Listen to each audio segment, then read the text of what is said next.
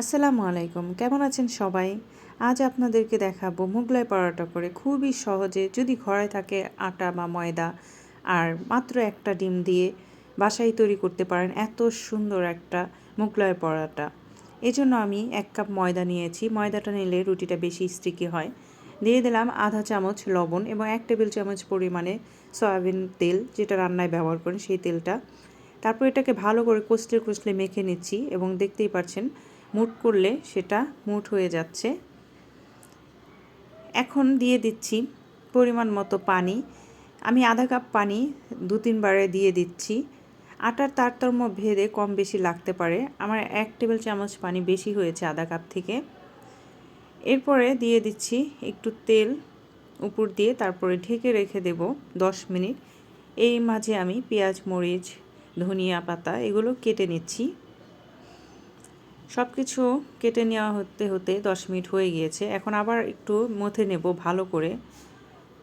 এরপরে আমি 2 ভাগ করে নেব। 1 কাপ ময়দা দিয়ে 2টো পরোটা হয়ে যাবে।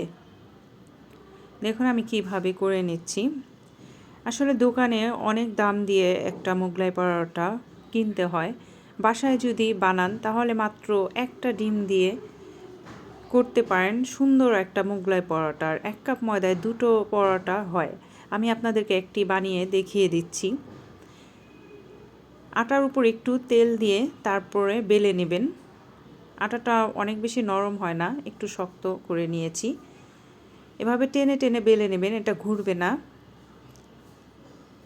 দেখতেই পাচ্ছেন আমি কিভাবে বেলে নিচ্ছি। বেলা হয়ে গেলে তারপর সাইড ধরে একটু টান দিয়ে যে ফ্রিটা থাকবে সেই ফ্রির চারপাশে একটু টেনে নিয়ে দেবেন। দেখুন আমি কিভাবে টেনে দিচ্ছি। এখন পেঁয়াজ, মরিচ, ধনিয়া পাতায় সামান্য লবণ দিয়ে ডিম ভাজার যতটুকু লবণ লাগে মেখে তারপরে ডিমটা দিয়ে গুলিয়ে নিচ্ছি। এরপরে দিয়ে দেব সেই রুটিটার